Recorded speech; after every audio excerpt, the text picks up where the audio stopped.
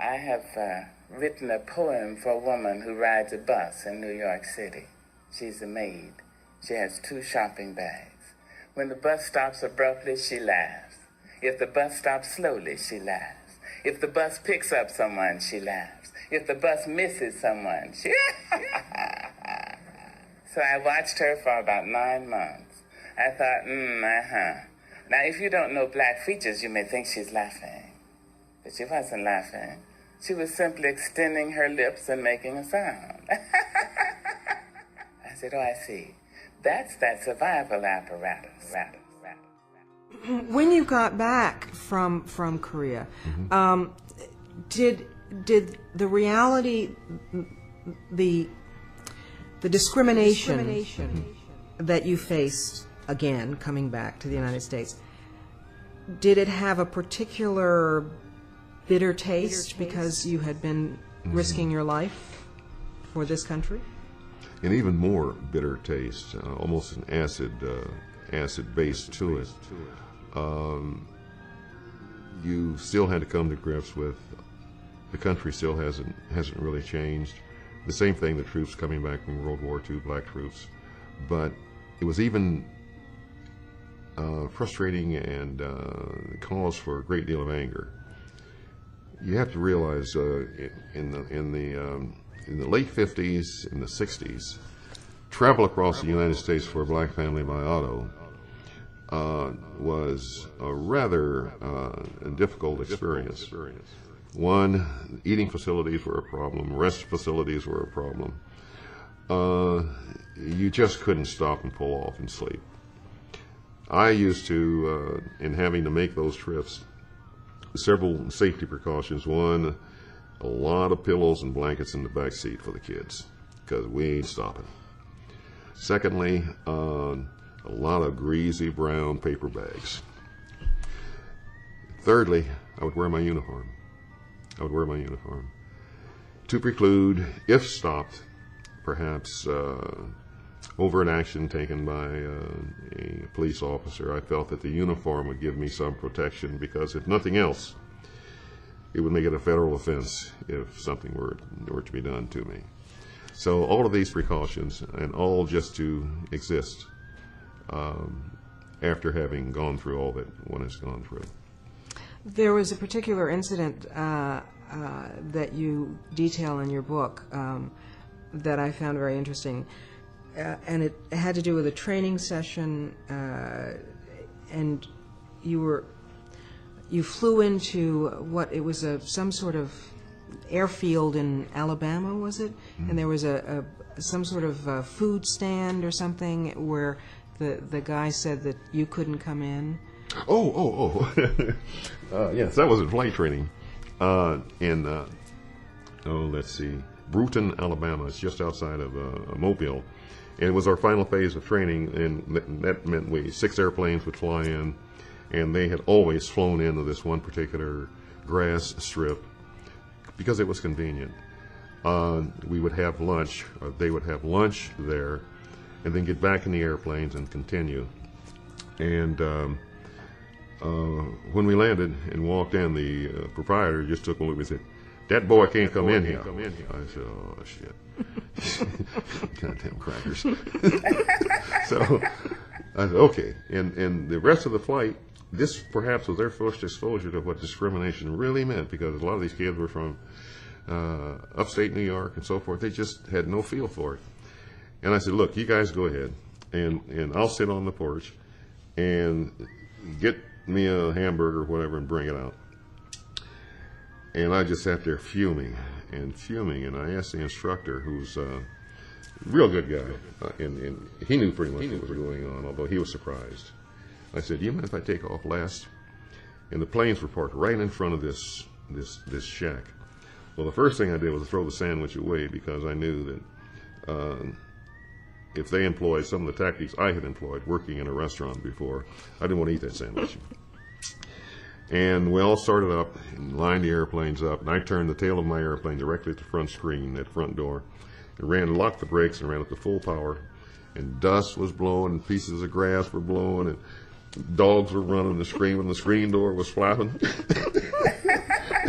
I gave him about a minute worth of that dust. And I said, leave Reese brakes. I said, engine, please do not fail. It was really funny. Subsequent to that, another black cadet came into the program. He was about 8 months behind me. And I said, Ed, when you go to Bruton, Alabama, take a box lunch.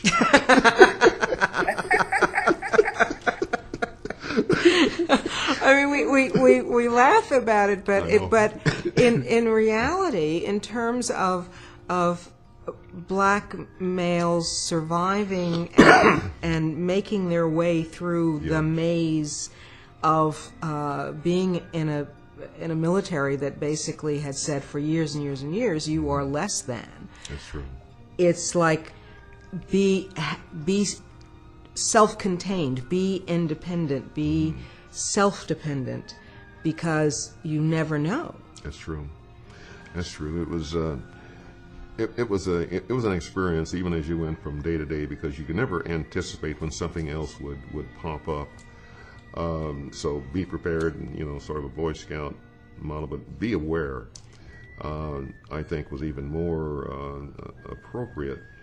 You can always sense when going into a new base or a new squadron, you can almost sense where the problems would come from. In fact, I developed such a sense that with even in overseas, we'd go. My buddies and I would go into a bar, and they'd say, "Okay, Frank, we're the bad guys," because they knew that I'm just constantly scoping and getting vibes from that which I encounter.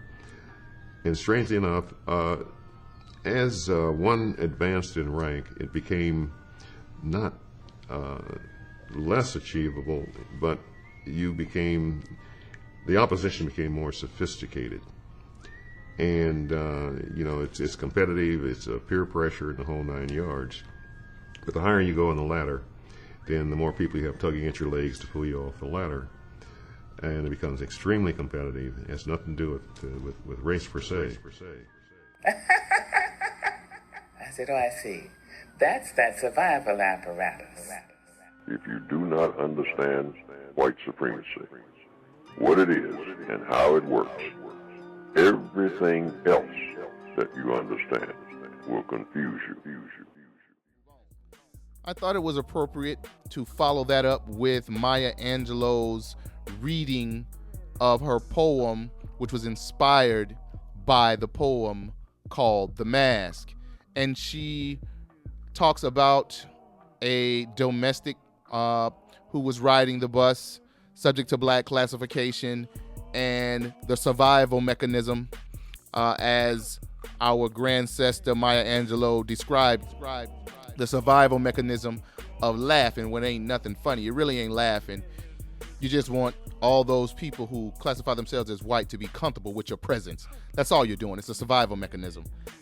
Most non-whites practice this, and this don't need no extra explanation. So I thought it was appropriate that I played that clip before I played the interview of General Frank Peterson on being victimized, even though he was a general in what I believe was the Marine Corps, first black general of the Marine Corps, and he started to give his testimony on how difficult and dangerous it was for those people who were subject to non-white, in particular black classification, to travel across country. As he said, it was very stressful and dangerous for those people who were classified as non-white, in particular, classified as black. And he said he had a code of traveling across country in uniform, and I quote, and I'm going to paraphrase our ancestor. He said, because at minimum,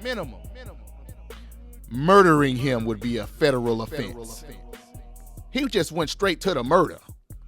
You understand me? And this is the high stress, high anxiety environment that our ancestor, General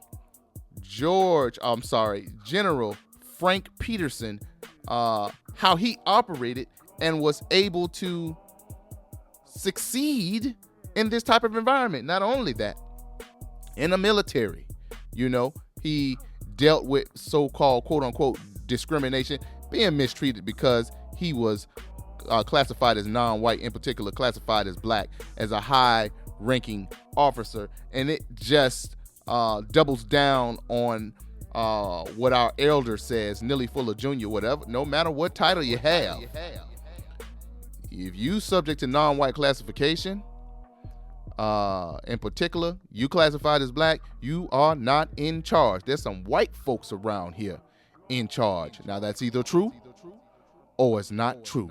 Let's move on. I played a clip of an EJI documentary short story about the lynching of Private James Neely, who was ambushed by suspected white supremacists because he had the audacity to walk through the front door, walk to the front counter, and order a soft drink and demand service from a card-carrying white supremacist. Unfortunately for our ancestor, Private James Neely, in some backwoods town in Georgia,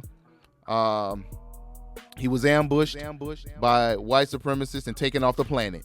But he was, as the report said on the short story documentary, there was 600 lynchings, and veterans were most of them, and Private James Neely was one of 600 that took place in Georgia. That's Georgia alone. There's 50 plus states in the United States. I wonder how those numbers escalate when you combine the United States of America targeting non-white people, in particular people subject to black classification, exclusively men and women who were black veterans, military trained. It's either true or it's not true. Let's move on.